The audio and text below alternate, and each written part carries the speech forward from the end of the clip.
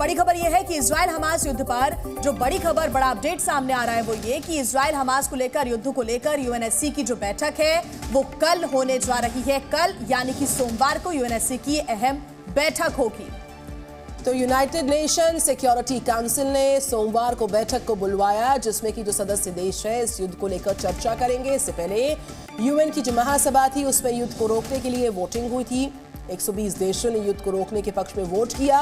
भारत ने अपना इस वोटिंग प्रक्रिया से खुद को अलग रखा, जिससे इस बीच आपको बताएं जो इजराइल है, जो पूरी वोटिंग प्रक्रिया हुई इसमें 120 देशों ने युद्ध को रोकने के पक्ष में वोट किया, तो इजराइल उससे नाराज हो गया था। तो दो बड़ी तस्वीरें आपके सामने, यूएनएससी की बैठक को लेकर जानकारी, जिसको की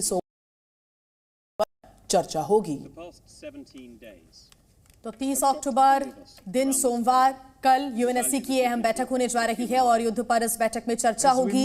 शुक्रवार को यूएन में वोटिंग भी हुई और इजराइल ने नाराजगी भी व्यक्त की।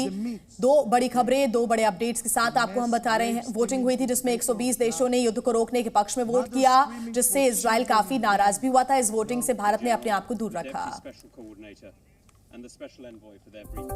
एक और ब्रेकिंग न्यूज आ रही है सुबह 7 बजे की। सीरिया पर इजराइल की बमबारी की जानकारी, गोलन हाइट्स के इलाके में अटैक्स की जानकारी मिल रही है। वहीं इजरायली सेना ने बयान भी दिया है। बयान सामने आया इजरायली सेना का कि ये सीरिया के हमलों पर जवाबी कार्रवाई हुई है। दरअसल सीरिया की ओर से जो रॉकेट्स दागे गए थे, जिसके जवाब में अब इजराइल ने ये हमले किए। गोलन हाइट्स के इलाके में ये रॉकेट्स दागे गए हैं। तो सीरिया के हमलों पर जवाबी कार्रवाई, ये बड़ी जानकारी। सीरिया पर इजराइल की बमबारी की जानकारी, और ये गोलन हाइट्स इलाका है जिसमें अटैक्स किए गए। सीरिया पर इजराइल की बमबारी की जो अपडेट है उसमें गोलन हाइट्स पर अटैक की जानकारी इजरायली सेना ने बयान दिया। कहा सीरिया के अटैक्स पर जवाबी कार्रवाई की है हमने।